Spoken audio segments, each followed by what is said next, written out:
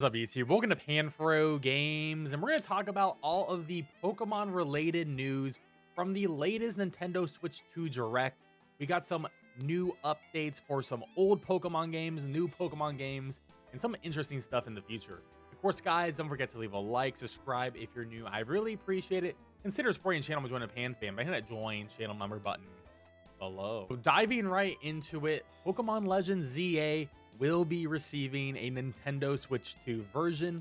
We don't have a release date on Legends ZA yet. We don't even have a box art yet for Legends ZA, so there's still a lot we don't know about. But we do know it will have a Switch 2 version, which means it is releasing on the Switch 1 as well. And it's gonna have improved details here. Improved performance with higher frame rate and resolution. Now, that sounds great, honestly. I'm definitely about it. This is definitely going to be a game that's going to run better on the Switch 2 than the Switch 1. So if you can afford a Switch 2, I would probably recommend getting that if you really want to play Legends ZA in the best possible way. Now, something that does disappoint me is we're looking at the Metroid Prime 4 updates here. And Metroid Prime 4 has a lot more, periods here, a lot more bulleted items. So, like, they got Joy-Con mouse support. They got enhanced textures, resolution, and load times. Multiple display modes with 60 FPS 4K, 120 FPS and 1080p, and both of these support HDR. So we don't know how well this is gonna look for Legends ZA. I hope we can get a true 60 FPS 4K resolution when we are in docked. When we are handheld, I hope it's a true 1080p and maybe 30 to 60 FPS. But as long as it's stable, I'll be happy. But this is pretty big for us if you are hyped for Legends ZA. Now, what isn't exciting is the unfortunate price of a Switch 2 version.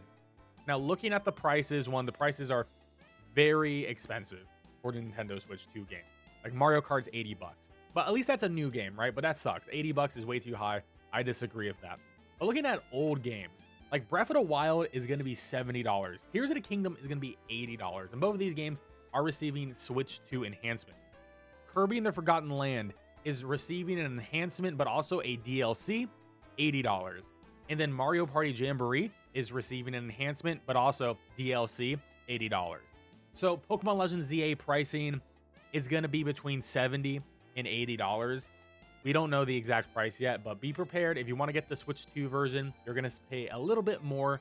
And if you want the enhancements, even if you buy the Switch 1 version, you will have to pay for an upgraded version.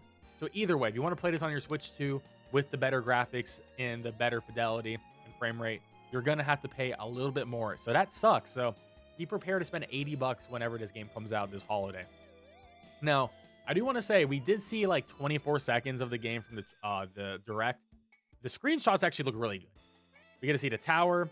This is a really high fidelity shot, and it looks really good. At least like the resolution is very high here. It's not blurry at all.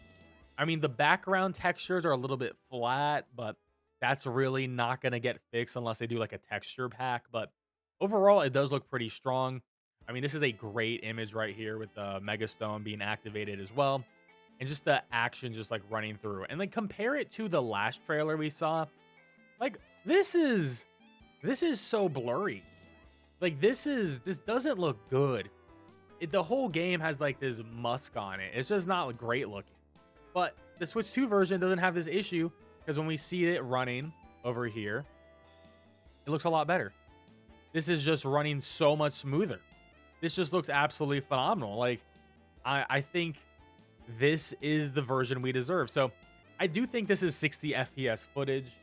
We don't know if this is going to be 4K, but even the battles look great. Like, honestly, like if we try even make this a little bit full screen here, Twitter compression, unfortunately, is awful, but you can at least see a frame rate is looking a lot smoother in general. And I do think this is the way we should be playing this game going forward. I think if you want to have a better experience, you're going to want to play this version of Legends ZA.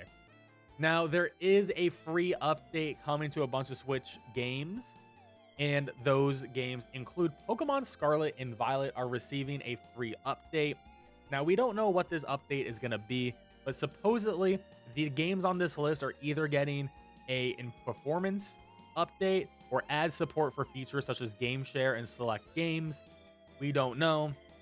We need more details, but most likely it will improve the performance of Scarlet and Violet. We know those games do not run well at all, as you've probably played the game already.